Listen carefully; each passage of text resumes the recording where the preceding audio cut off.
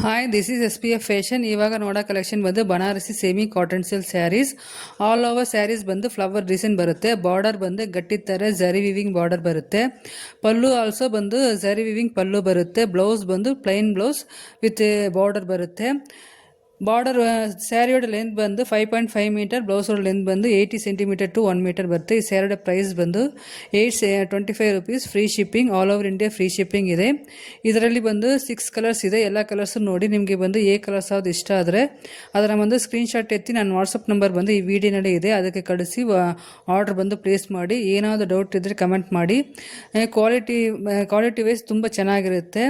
Full ವಿಡಿಯೋನ ನೋಡಿ. ನನ್ನ ಚಾನಲ್ನ ಸಬ್ಸ್ಕ್ರೈಬ್ ಮಾಡಿ. Thank you.